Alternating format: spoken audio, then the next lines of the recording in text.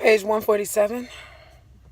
Through the evening, Papa and Uncle Hammer and Big Ma and Mr. Morrison and Mama lent us their memories, acting out their tales with stage-worthy skills, imitating the characters in voice, manner, and action, so well that the listeners held their sides with laughter. It was a good, warm time. But as the night deepened and the peanuts in the pan grew shallow, the voices grew hushed, and Mr. Morrison said, "They come down like ghosts that Christmas of 1876. Them was hard times like now, and my family was living in a shanty town right outside of Shreveport. Reconstruction was just about over then, and I'm going to stop there. A shanty town is a town that wasn't built with much structure. It was just built with whatever materials were available, be it broken doors, fabric of all sorts, whatever metal that could be found, whatever could be found, they just created a town because they happened to be there. Reconstruction was just about over then, and the Northern soldiers was tired of being in the South.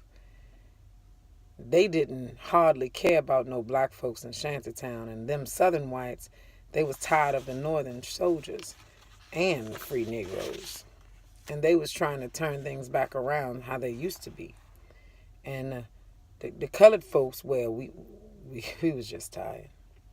Weren't hardly no work, and during them years, I suppose, and it was just about as hard as being free as it was being a slave.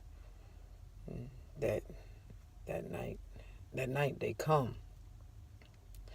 I can remember just as good.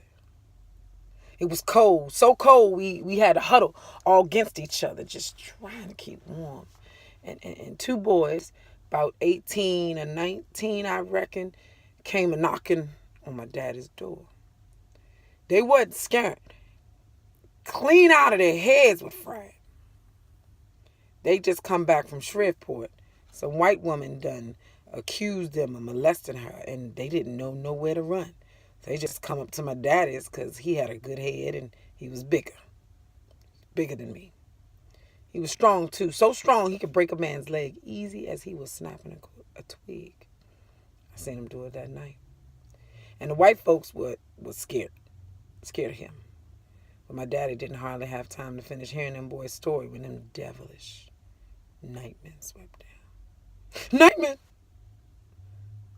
I echoed in a shrill, dry whisper.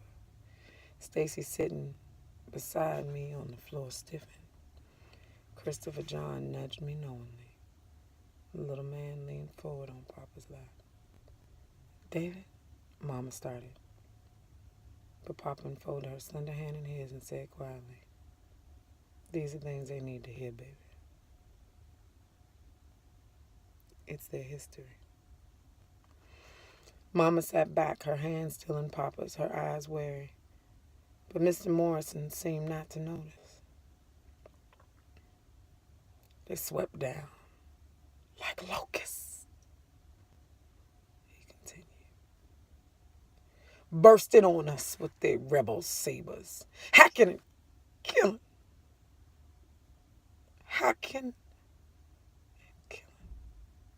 burning us out.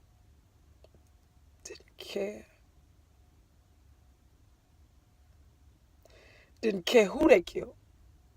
We weren't nothing to them. No better than dogs. Killed babies and old women. Didn't matter." He gazed into the fire. "My sister got killed in that fire. My mama got me out." His voice faded and he touched the scars on his neck. "She tried to get back in the house to save the girls, but she couldn't.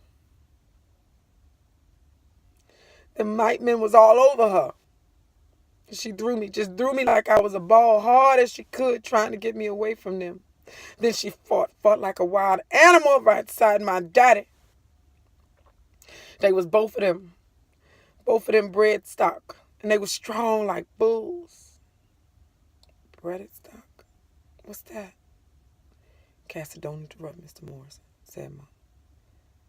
But then Mr. Morrison turned from the fire and explained, well, Cassie, during slavery there was some farms that mated folks like animals to produce more slaves. Breeding slaves brought a lot of money for them slave owners, especially after the government said they couldn't bring no more slaves from Africa.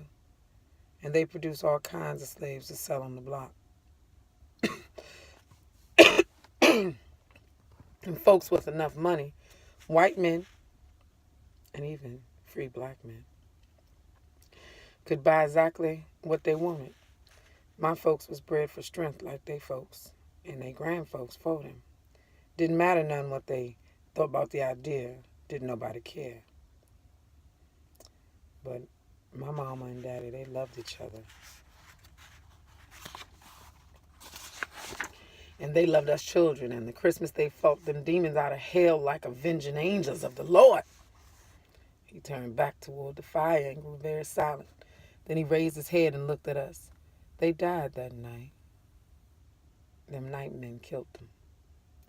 Some folks tell me I can't remember what happened that Christmas. I wasn't hardly 6 years old, but I remember's all right. I makes myself remember. He grew silent again, and no one spoke. Big Ma poked absently at the red-eyed logs and to poke up, but no one else stirred. Finally, Mr. Morrison stood, wished us a good night, and left. Uncle Hammer stood also. Guess I'll turn in too. It's near 1 o'clock. Wait a while, Hammer, said Big Ma. Now you and David both home. I got to talk to you about the land. Visions of night men and fire mixed in a cauldron of fear, waking me long before dawn. Automatically, I rode toward the comforting presence of Big Ma, but she was not beside me. A soft light crept onto the door from Mama and Papa's room, and I immediately hurried toward it. As I opened the door and stepped into the shadowy room, lit only by a flickering yellow of the low fire, Big Ma was saying, y'all start messing with these folks down here. No telling what'll happen. It's better just to sit back and complain about how they do us.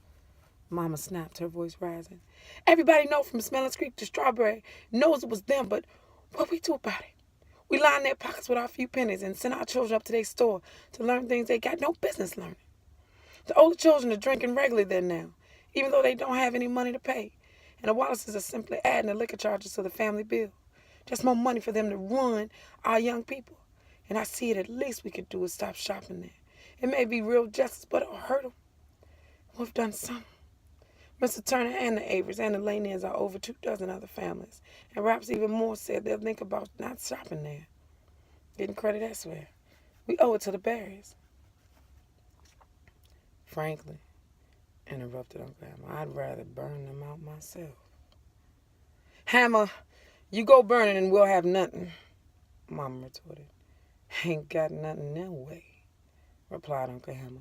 You think by shopping at Vicksburg you gonna drive them Wallaces out? Then you got no idea of how things work down here. You forgetting Harlan Granger backs that store. Mary, child, Hammer's right, Big Ma said.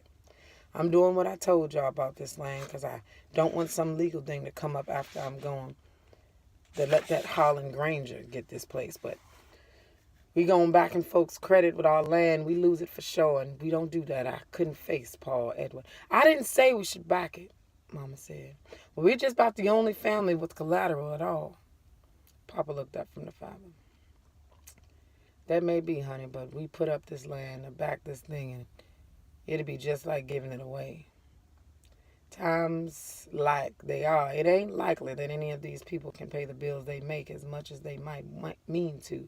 And if they can't pay, where we be? We got no cash money to pay other folks' debt. No, we got to find another way. Go to Vicksburg. Go to Vicksburg maybe and see what we can arrange. His eyes fell upon me in the shadows and he leaned forward. Cassie, what is it, sugar? Nothing, Papa. I just woke up, that's all. Mama started to rise, but Papa motioned her down and got up himself. Escorting me back to bed, he said, gently, got no cause for bad dreams, Cassie girl. Not tonight, anyway. Papa, I I said, snuggling under the warm kilts as he tucked me under, we gonna lose our land? Papa reached out, softly touched my face in the darkness. If you remember nothing else in your whole life, Cassie, remember this.